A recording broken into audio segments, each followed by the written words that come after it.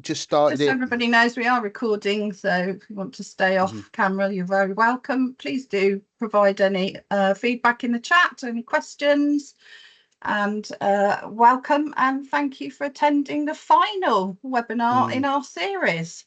So I'm Sarah Marlowe from OxLEP Skills Hub. I'm dedicated to fostering Oxfordshire's economic growth and supporting apprenticeships.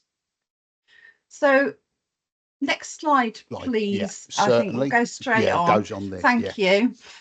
Through OxLEP's social contract programme of support for employers and increasing apprenticeship starts following the pandemic, which has been funded by Oxfordshire County Council's Contain Outbreak Management Fund, we've now leveraged just under £3.7 million from the Oxfordshire Apprenticeship Levy to over 200 apprenticeships.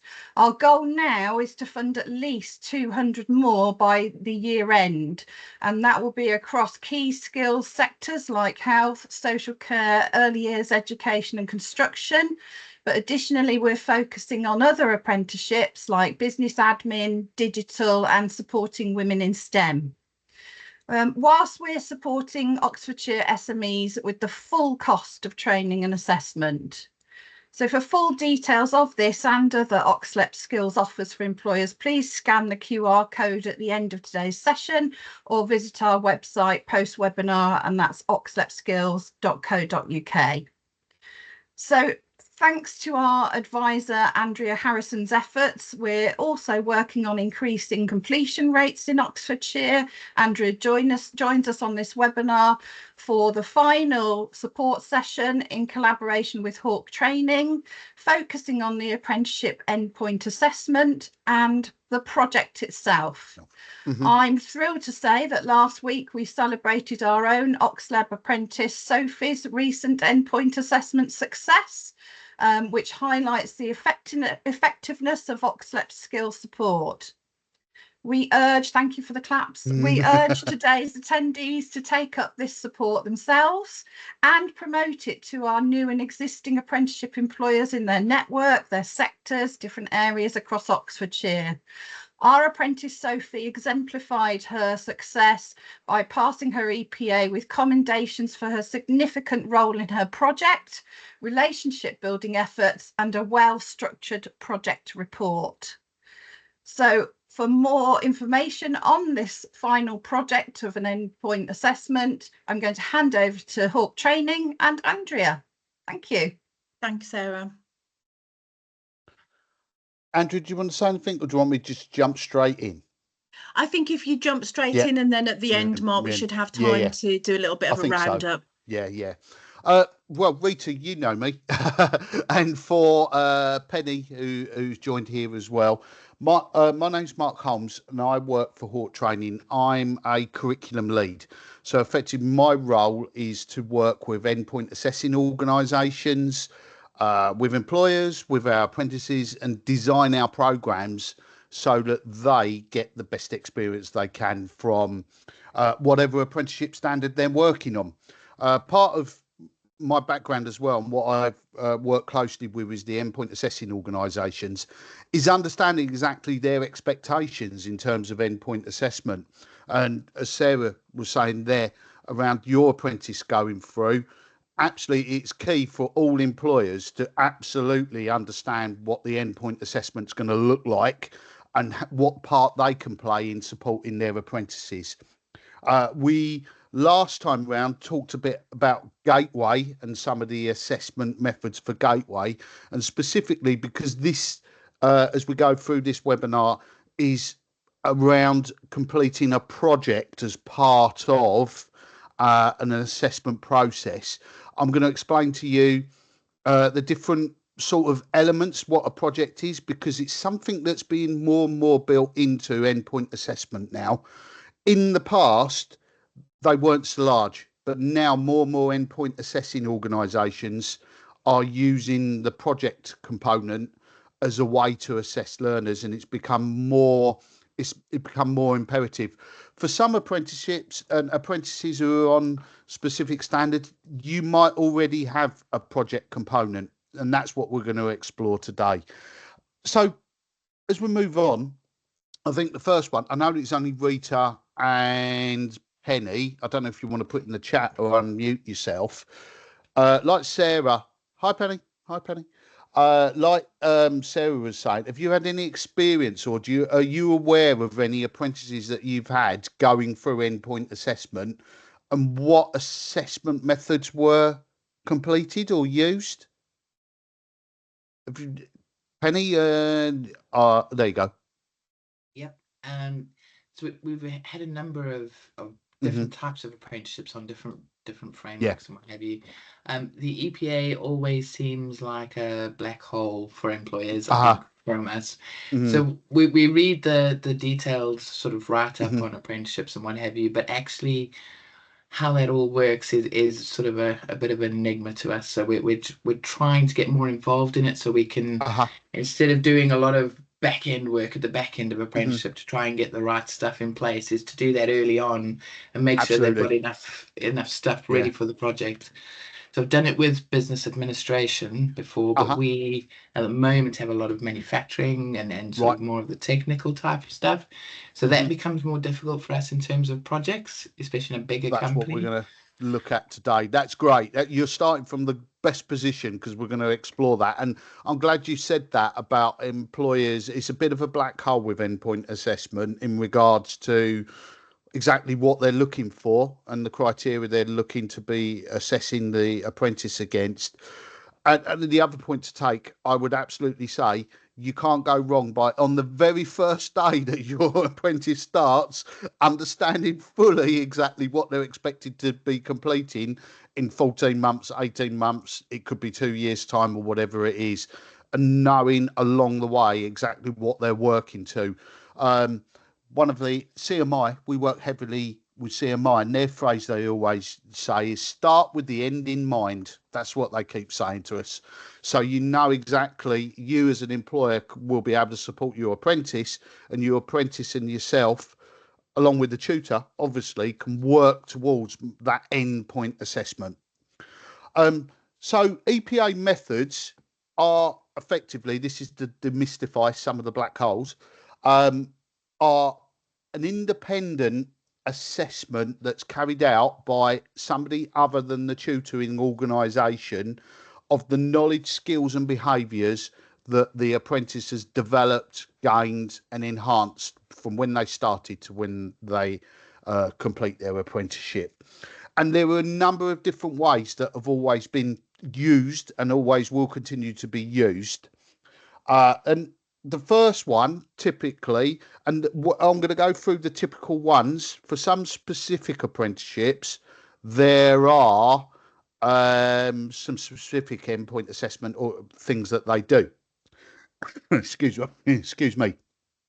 Typically, there's also a combination of 2 or 3 different components, depending typically on the level of the apprenticeship and what's involved, the complexity of it. As a rough guide, I typically say if you've got an apprentice doing a level 2 apprenticeship, there's probably only 2 assessment methods, possibly 3. But as you go up level 3 and level 4, there's a combination of typically 3 different methods. The first one that's used quite a lot is observation. So your endpoint assessor, depending on your apprenticeship standard, will actually come and observe the apprentice demonstrating naturally occurring activities. And they'll have their set criteria. You as an employer and the apprentice will know and should know exactly what the criteria is that's being observed. And that's the training provider will provide you with those criteria as well. So, and also with observation, because at endpoint assessment, it's not like mysterious, they just turn up and assess you. You plan it and book it. You can prepare for that observation as well to ensure that your apprentice is able to demonstrate through what they're doing as much as possible. And all endpoint assessing organisations will have a planned time to book the apprenticeship endpoint assessment. So that's observation. It could well be that there is actually a practical element, which is to complete a task. So observation is more like an holistic, let's watch what you're doing in your role for an hour. Or it could be a practical task. They're going to be assessed about a specific practical element of their apprenticeship. So it could be to assess a specific area. Typically used for more, you was talking there, Penny, about manufacturing, engineering type things as well, because they want to see some mandatory components that have been listed in their knowledge, skills and behaviours. I'm just thinking off the top of my head, if you're bricklaying, they probably want to see them preparing bricks and creating cement and doing all those things and stuff like that. I would imagine. We don't deliver bricklaying apprenticeship, so I'm just guessing. But I could see how that would work. Practical tasks. They might also have what they call a scenario type task. And that will be sometimes around, the scenario means they expect to see the apprentice demonstrate knowledge, skills and behaviours, but they potentially don't want to see it, so they have to create a scenario. Thing that springs to mind with me, health and safety. So if you think about creating a scenario or a health issue or something like that, nobody wants to see that happen, but if there is an accident or a risk, they want to be able to see and be confident that the apprentice knows how to deal with that and the processes and procedures they go through. So that might be a scenario type. I'm thinking of the practical side of things there, but it could be other scenario things. Customer service, it could be that they need to, a customer service apprenticeship, for example, they might need to see how they deal with customers over the phone or face to face, but they might be in a job role whereby they're just in a call center or something like that. So they'll have to develop a scenario for them to see the other elements and aspects that are there as well. So it's not all related to health and safety, but typically scenarios, and the phrase they use is skills in context. So there's a task, something happening, they demonstrate the appropriate skills to be able to deal with that occurrence, hazard, risk, whatever it is.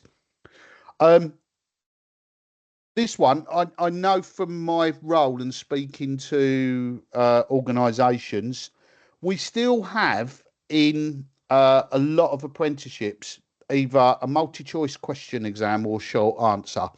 The feeling is, and speaking to IFA and stuff like that, these are going to probably in the next 2 to 3 years fall by the wayside, because they're seeing that there's better ways to assess knowledge than to do an exam or a test. For some qualifications, they're definitely still in. I've not been given any guidance as to when they'll go, but I'm seeing now a number of apprenticeships being upgraded and improved. And where there was a multi-choice element, they've removed it and added it into observation, for example. So instead of it being observation, it could be called observation, question and answer. So what tends to happen then, the assessor would observe the learner doing something, the apprentice doing something, and then they might ask them questions after that or during that observation to assess their knowledge at the same time. And I can see probably in the next 5 years, we won't have multi-choice or short answer questions. And I think really, this is just my opinion, that was a legacy from transferring over from frameworks to standards, and still traditionally people are quite comfortable, especially educators, in tests and examination. But if you think about that, that's probably the last legacy of further education type thing. Apprentices aren't that. They're not meant to be that. So why would you then have a component that's assessed in terms of multi-choice or short answer or written answers? So I feel they're going to move at some point. Not sure when, but I can see it happening. And then this very much always occurs in pretty much every apprenticeship that I'm aware of. You mentioned it there, Penny, with business administration, but all of it, there will always be a professional discussion of some kind. Now, most apprenticeships have, I say they've moved on, they've been around for 7 years, but the ones that have been enhanced in the last 2 years, along the journey of the apprentice's journey, they will have collected evidence. They will have collected photographic skills, reports, whatever it is, and they typically have to build a portfolio of evidence. And that is what the professional discussion with the endpoint assessor is based around. I don't know of any apprenticeship standards, though, where that evidence is directly marked. It's not directly marked. It is used to inform the professional discussion. So that's a key point. And to be clear, when you're working with your tutors and your independent training providers, to actually find out on your apprenticeship standard. I know of one or two where it is marked, but 90% of them are no longer marked. The evidence itself isn't marked. It helps the endpoint assessor inform a discussion with the apprentice. They'll look at that evidence, they'll look at that portfolio of evidence, and then they'll form their questions, their planned questions that they're going to have in a discussion. The other thing we really encourage, and they're looking for, the endpoint assessing organisations are looking for that, is that the apprentice takes the lead in that discussion. Roughly, it's an 80-20%. 80% discussion by the apprentice, 20% by the endpoint assessor. So in that case, that's also them assessing other skills which are built into the apprenticeship: presentation, communication. You can imagine all these things. And that can sometimes, that professional discussion for everyone can be quite daunting because it's quite unusual. But especially if you're expecting somebody who's level 2, typically first apprenticeship, first job role, aged, I shouldn't generalise, but typically anywhere between 16 and 20, having a discussion, holding a discussion and being the person bringing it forward and talking through that discussion is quite daunting for them. So practice and mocks, and you as an employer, one of the ways you definitely can support them is potentially creating or having opportunities for the apprentice to practice having discussions. What's a good thing we've found as well is having that with somebody they're not familiar with, because you'd be really, close to an apprentice. You'll speak to them, they speak and discuss things differently with you as they might a complete stranger. And on their endpoint assessment, that's who it's going to be. So it's getting them used to speaking publicly and discussing what they've done and how they've done it. The professional discussion will assess their skills and behaviours more than their knowledge. So it'd be scenarios. Talk to me about this. I can see in your evidence that you've submitted a risk assessment. Talk to me about how you've completed that risk assessment. What did you do? How did you find? What did you find? And the other aspect for that professional discussion assessment, I found a lot. This is where, if the apprenticeship allows it, you can get that higher grade of a merit or a distinction. They're looking for the apprentice to critically evaluate themselves, to reflect on what went well and what could be done that's even better if. Though, as soon as the apprentice starts using that, the assessor is thinking, they're more than passing now. They're very much moving into merit and distinction territory because they're reflecting. Critical evaluation, critical thinking is now part of the behaviours aspect, and schools are even teaching that at how they teach an 8-year-old or a 9-year-old to critically evaluate themselves, but they're starting to introduce it because that has been a specific feedback absolutely for employers, that employers are saying they want employees who can think for themselves and critically evaluate what they're doing. And it's been a direct response as well. Yeah, Andrea as well. Absolutely. Yeah. Skill scans. You would have done, the apprentice would have done some form of skill scan at the beginning of the apprenticeship, and the tutor and even you as the employer you'll have access to that. You'll be able to form the professional discussion around their skill scan. I see at the beginning you scored yourself quite lowly. You're high now in this area. How did you do that? Talk to me about it. How did you do it? And that gets them used to being able to express their views and their development. Andrea, got your hand up. Yes, sorry, Mark, just going back onto the skill scans, because obviously I've not been in training for a few years. Are they still used routinely through the on-programme learning? There used to be the pinch points sort of quarterly, depending on the length of the programme. Yeah, we will do a skill scan with the apprentice at that mandatory 12-week progress review component. So you get typically 4 touch points for a year with a 12-month programme, could be longer. And that also helps tutors and the independent training provider to see progress, see what's happening, but that can inform discussions as well. So it's a really useful tool, really useful tool. And it's not used as well enough in some cases I've seen as it can be. Often, I'm only speaking from my opinion here, I think it's sometimes seen by apprentices as a bit of, I've got to do it, but I don't really know why. But if it's used in the right way, it can be a real motivator and a driver. And it helps them set their short-term goals as well. Absolutely. And their long-term goals. I scored low, if it's out of 10. I scored a 2 out of 10 in creating emails. Okay, the tutor, and then we'll discuss, well, what can we do here? You're going to learn about that. Let's go, and why don't you speak to your employer about sitting with someone who writes the emails? And then at the next review, they could say, well, you scored yourself a 2. Where do you see yourself now? Oh, I'm a 5 now. And you can say, well, that's really good. Let's do this again. And it's a way of championing and stretching and that apprenticeship, which is really what it's all about. The apprentices gaining new knowledge, skills and behaviours, and to be that well-rounded, acceptable person, employee at the end. And although these are like these assessment methods are directly related to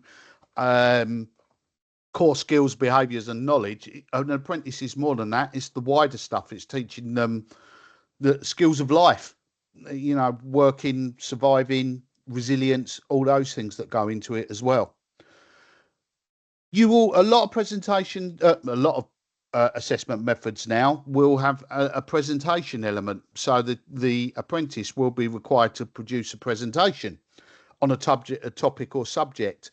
Some endpoint assessing organisations will stipulate, depending on your apprenticeship, what the topic is, or the apprentice and the employer have to submit something to the endpoint assessor to say, our topic is going to be around this. Is this what you want to see? So that's where you as an employer can get heavily involved as well, to sort of give your apprentice support on what the presentation could be about. And that is becoming more and more prevalent. I've seen that change in the last 2 years. More and more apprenticeships now are being assessed by way of presentation as a component. Because you think about it, it's not about demonstrate. That's where knowledge is coming in. Because if you're presenting, you've got to have the knowledge, but also the skills to demonstrate that. And then on top of that, they're demonstrating communication skills and speaking, listening, communication, all those elements as well. So some of these are starting to move about, and I'm seeing more and more of it moving towards professional discussion and presentation. What we're going to look at today, though, as well, is this idea of projects, which is quite unique to some apprenticeships. Penny, I'm glad you said it. Definitely projects are becoming more and more into manufacturing and hands-on and things like that. And typically a project is a combination of, it's bigger than a presentation. So the apprentice will be creating a report, and then they will have a presentation, and then they'll have a discussion as well. So it's a longer drawn out process of assessment, but it's perfect for collecting a lot of evidence at the same time. And I can understand why endpoint assessors might need to do that, because they can do more at once effectively and be more effective. So a project involves the apprentice completing a significant and defined piece of work after the gateway, typically. IFATE, I've got that off of IFATE. That's what Institute for Apprenticeships and Technical Education, if we say IFATE. And this is a bit that throws employers. Typically, a project will be set after the gateway. So what a gateway meeting is, the apprentice has completed 14 months of learning, say, with the tutor. They have a gateway meeting, which says, are you ready to be assessed? Are you ready to go through? The employer and the tutor say, yes, I'm ready. Then the apprentice says, I'm ready. And then what will typically happen, if their apprenticeship has that, they'll be then set a project to do. And that's why this has thrown people in the past who've completed old MVQ apprenticeships. That's why endpoint assessment methods can be It can be 5 months long. It can be 6 months long. Where in I want to say the old days, because I was doing apprenticeships in the old days, you was assessed there and then and done. So endpoint assessment periods now are extended, and you can have some. I'm not familiar with manufacturing and engineering, but I've looked at a few, and they can stretch out to 5 months. So, and it's not they're not being assessed every day for 5 months, but they've got that time period, because if they've got to complete a project, they've potentially got 2 months or 3 months to bring it all together, to write the report, to do the task, to maybe write an essay, a reflective essay, or if it's, I want to say hands-on practical apprenticeship assessments, they might have to produce an item. If it's manufacturing, it could well be, part of their project will be to take something from the start of the journey to the end of the journey. I'm just thinking of something to mind. I don't know. Well, we make things. Let's talk about something silly. There's manufacturing a mobile phone, say. From inception to building it could take an organisation or the apprentice 2 or 3 or 4 months, so they can show every step along the way. And that project could then include photographic evidence, written assignment, a written assessment, a report on it, and it all comes together as one. And that's where typically projects used as endpoint assessment are quite drawn out compared to other assessment methods. If we was talking about observation and professional discussion, that's probably done in a month or 2 months. Where if you've got to build or produce something or do something, it's likely to be 3 or 4 months. And the other aspect that I keep going back, I shouldn't use it, but I do typically, because the other thing with apprenticeship standards, as an employer, it'd be really good for you to absolutely know that specific standard, because unfortunately, even though they're called a standard, they're not standardized. Everyone is different depending on the sector. So specific sectors might require that the project subject and scope of the project is agreed beforehand with the endpoint assessing organisation and the employer as well. So the apprentice would have to speak with them and to submit a proposal. I know a couple of apprenticeships where and it's word counted as well. So they have to submit a proposal because they're learning the skills of proposing what they're doing.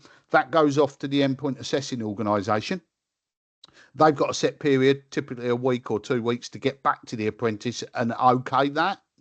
Once that's happened, then that process of completing that endpoint assessment starts, and the apprentice is working on it and building their report and completing their work and whatever it is. And then they will also have agreed at that point when they would be assessed at the end. So they've got an end date that they're working towards. And using a project and completing these things are more complex for the apprentice. But I would say as well, just my opinion, more realistic, because it's like, if you're employed to do something, why don't you demonstrate what you're doing? If your job role is in engineering, say, and you're employed to build or service an engine or whatever it is, and that's part of your role and you've been doing it, take the endpoint assessor through that entire process in a project and back it up with a report, a professional discussion, the item itself, whatever it is. And what then the endpoint assessor would be doing is looking at all those things combined to then make an assessment judgment, an assessment decision. And that's different for every apprenticeship. So it's really critical you as an employer and the apprentice actually understands what that component is. Andrea, you've got your hand up. Oh, have I? Oh, sorry. Yes, I haven't. I just wondered why a red spot came up. I just think to echo what you've said, Mark, because I know a sector whereby with projects you can go back and use something that has happened whilst you've been on programme, yes, as long as you can show significant work. So you might not have necessarily been involved in the main part of the programme that was whilst it was on learning. but subsequent to Gateway, you've been involved, and that can be your project, which is why I think the conversation, like you've said, with the endpoint assessment organisation and the training provider, for them to get complete clarity over what is acceptable, is one of the major points, because I think sometimes employers and apprentices can suddenly get into panic mode to think, well, we had a fantastic project, or we had a fantastic piece of work going on, but it was before Gateway. But sometimes, depending on the standard and the assessment plan, you can use a lot of that work as long as you can show significant contribution post Gateway. And I think that's where there's a lot of confusion still over projects and acceptability. And the only bit of advice I can give you is what we said right at the beginning. From the very start, absolutely understand what that endpoint assessment component is going to be, and really speak with your training provider, the tutor, to actually find out. You might even, excuse me, a lot of endpoint assessing organisations will have their own documents anyway, and guidance. I know CMI have, I know Highfield have, I know Pearson have. I've seen those documents that clear, because they know there is confusion. They've absolutely specified exactly what they can and can't be used, how it can be used. They might have, depending on the apprenticeship standard, a period of time. You can use any evidence from the last 12 months, or they might actually say, no, it's got to all be new from the moment the Gateway start, and it's being very clear and understanding exactly what you can and what the apprentice can and can't use more than anything else. And it's critical that you understand from the beginning. Absolutely critical. And challenge. As well. Yeah, absolutely. Sometimes. So I think I've touched on this, but often people say, why are endpoint assessing organisations using a project as assessment method? One of the things it negates or helps is, it could well be that the process the apprentice is completing is a long work cycle. Some things are being manufactured, take months to complete.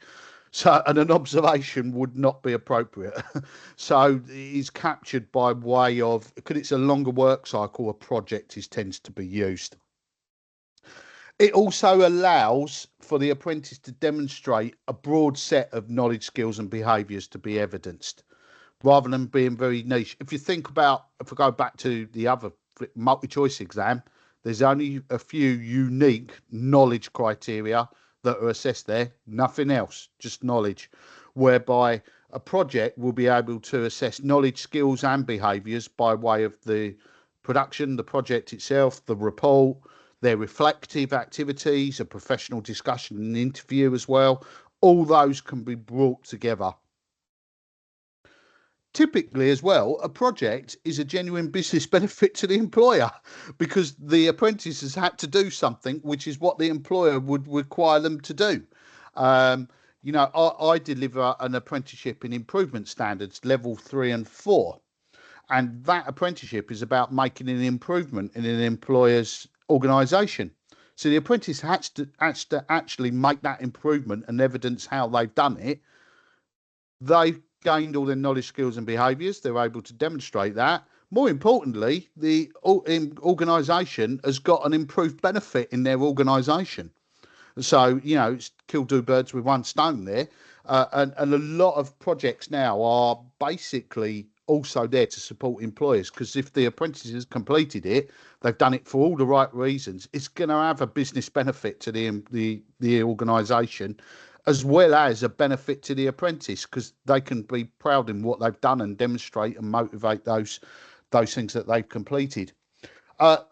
This goes up to the top one again. So it's testing knowledge, skills and behaviours holistically. So not in a, structured format, clunky way.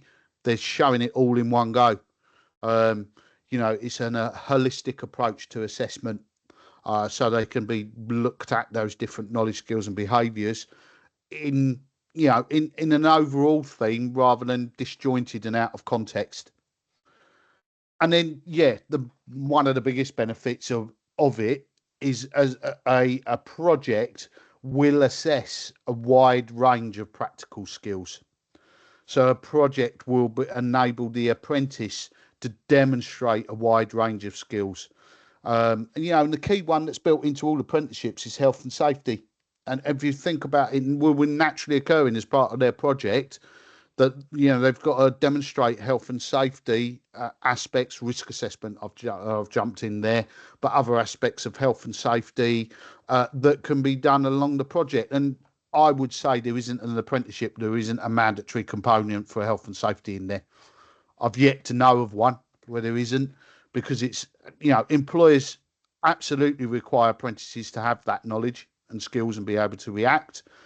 But also it's built in, it's part of life now, being safe, secure and things like that. So a project will assess a wide range of practical skills.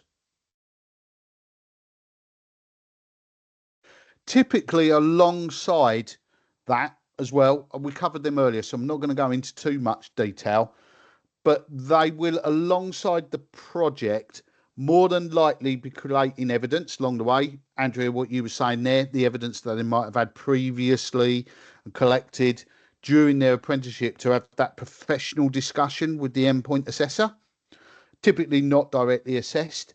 And most apprenticeships now, and especially around ones that have a project, the apprentice will be keeping a logbook or a CPD, continued professional development log, of all their activities and achievements along the apprenticeship, so that they'll have that discussion with the endpoint assessor, potentially as part of, if we go back to that slide and go back to the assessment method for the project, they'll also at the same time be then presenting their CPD logs. What have they developed? How have they gained knowledge? What have they done to improve themselves? And at the same time, the endpoint assessor will be looking through their evidence, what they've produced and submitted as well, to bring it all together as one, for a better word, holistic assessment method. I could see, this is once again Mark predicting the future, don't quote me on this, but I potentially could see apprenticeships going down more of a project route very much in the future, because if you think you complete a project, all those other elements that we looked at earlier will disappear all into this project aspect. So I would see a lot of apprenticeships moving towards a project and then a professional discussion, maybe a small little other, but that'll cover all the criteria that's being assessed through those two things. That's my future prediction. When that happens, never know, but I can see that sort of happening.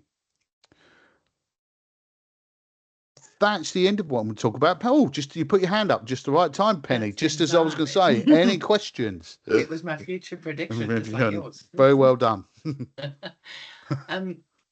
I had a question. Some apprenticeships are not communication focused. That's not a priority skill or what have you. So even though that may not be one of the skills that is listed, by asking apprentices to do presentations and discussions, that depends on the level of your communication skill and how you get your point across. I mean, obviously, as Siemens Healthineers, we celebrate diversity and we recruit people that wouldn't naturally be good communicators because of a neurodiversity distinction. So how does that move towards a project or a discussion? How does that not discriminate against diverse individuals? Yes, very good question. I think there's still work towards that in terms of that, but I know the neurodiversity and thing. What they're looking at is how we communicate. They're being apprenticeships are being updated all the time, so they're taking in more of those needs. It could well be the endpoint assessor or the stipulation says that they can communicate in a number of different ways that suits them. I've very much seen that before.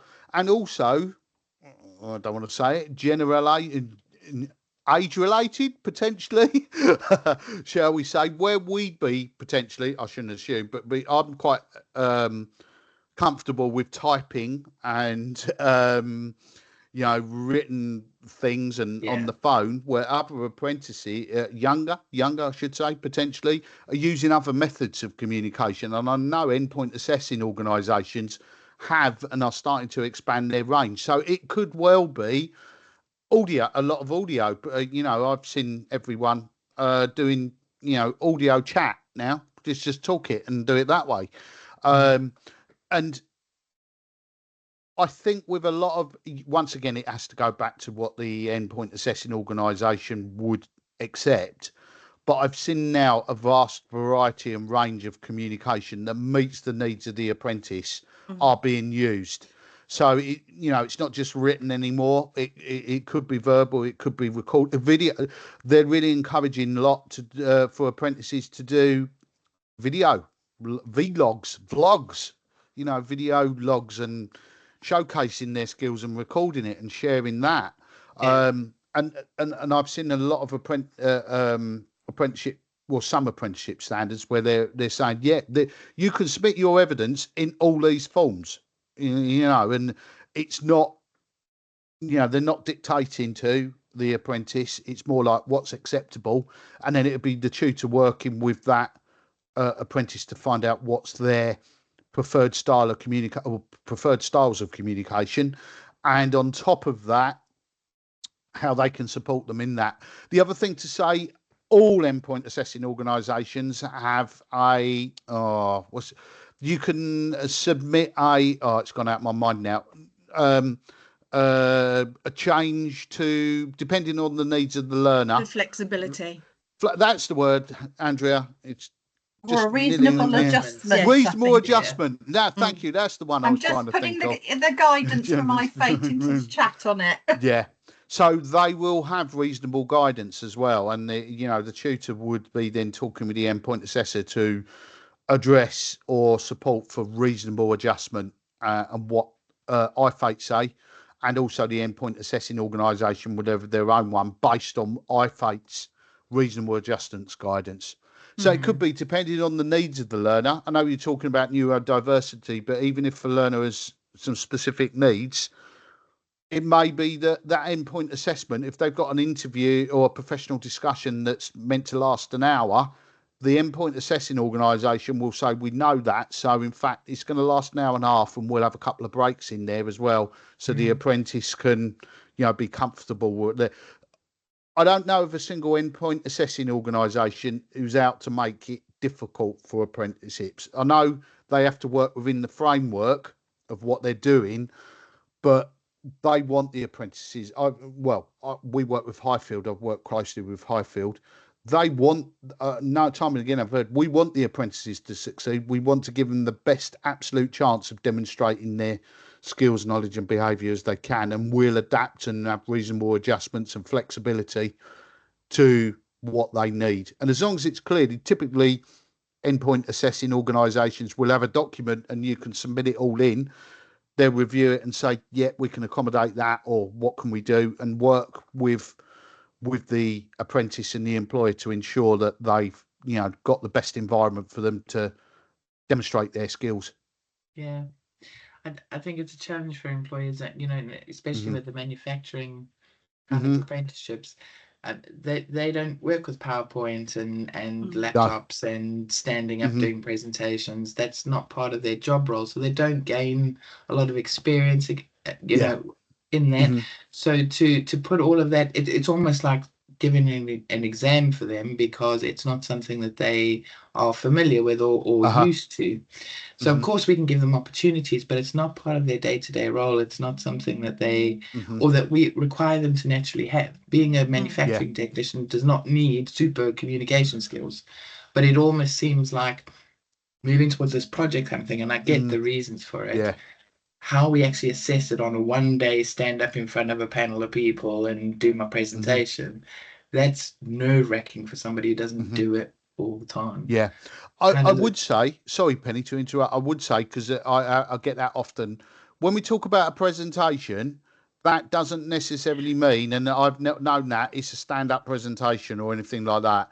Typically the presentation can be in different forms. It can be sitting next to somebody and showing them through. It's not necessarily Absolutely. And then Yeah. on another organisation they've had to present, and they've said you can present in how you feel fit. If you want to do a PowerPoint, do a PowerPoint. If you want it on a flip chart, 6 flip charts, use 6 flip charts.